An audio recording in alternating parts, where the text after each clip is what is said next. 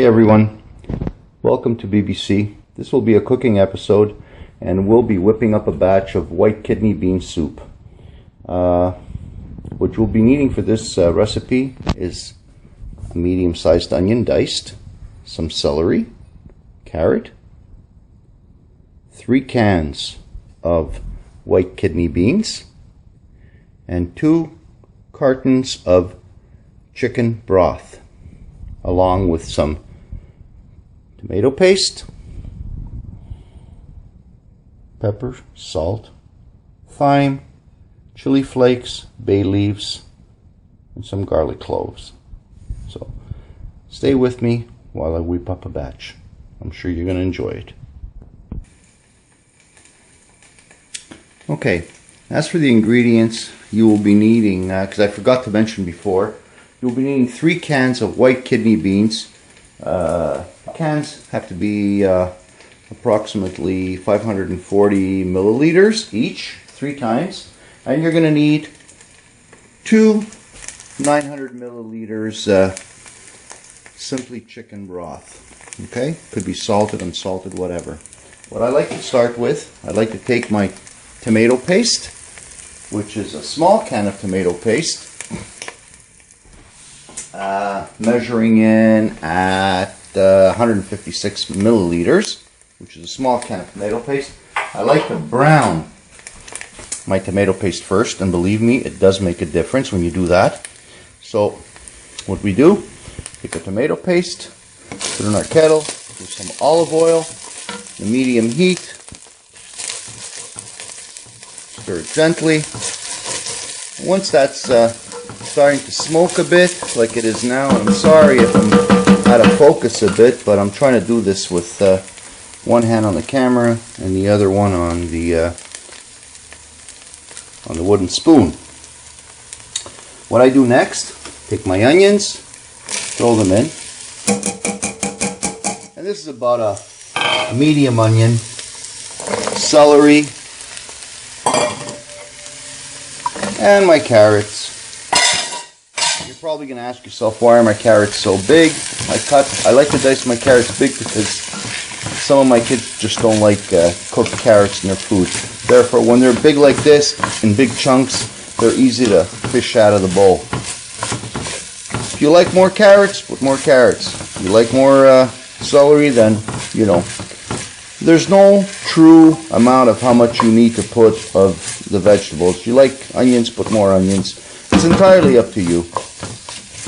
The important thing is that you have your 3 cans of the beans and your 2 cartons or 1.8 liters of chicken broth. Okay? Now, that's cooking away. We'll let it brown a bit, and like I said before, it's very important to brown all of this before you put your liquid along with your beans. Stay with me, folks, and I'm sure you're going to enjoy the rest of it. Okay, so now that your veggies and your tomato paste have been on the fire for about 5-10 minutes and they're starting to smell nice and they're getting a little smoky, what you want to do is throw in all of your spices and herbs and whatever you got here. So scaff all that in there. Give it a little stir in the mix. And again, please bear with me, guys. I am not Emerald Lagasse, but you know, well, maybe one day. Just stir everything there.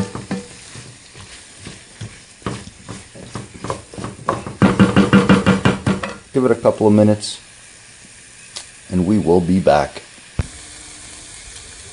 Okay, so all our veggies, tomato paste, and all our herbs, salt, pepper, garlic have been, browning in our kettle. Our next step would be to take our chicken broth with beans.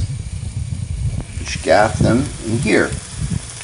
So I'll do that, but I'm going to have to use 2 hands. Therefore, I will stop filming and come back when all of this is incorporated into this. Bear with me, guys. Alright folks, we managed to put those juices and beans into this casserole. So, we're just going to leave this alone. Bring up our heat. Raise our heat, sorry. Until it comes to a boil. Now, since we're using canned beans, you do not want to play around with these suckers for too much. You don't want to handle them too much because they're going to turn into mush. Okay? Because you noticed I am not using dried beans. I'm using beans in a can, and there's a reason for it. It's so much easier, practical, and you know what? Less gas. Don't ask me why, but less gas. So, anyway guys, we're going to let this come to a boil, simmer it, and I'll let you see what it looks like after a couple of hours. The only thing is, since I don't know how to use this camera very well, the rest of this series will be pictures only and not video. So bear with me. It is now 3:29. I figure at 5 o'clock this thing will be nice and thick. So bear with me and you'll get a taste of this stuff. It's a hearty soup, easy to put together, and we always take it out on our hunting, fishing expeditions, whatever, because the beauty to this is you practically need no refrigeration for it. And as the days go by, it tastes even better. And this is the plain version, but you can also add smoked sausage, chorizo to it, or chicken, whatever you like. I leave it bare with no meat since we take it out on the field. Therefore, less chance of getting, it going bad.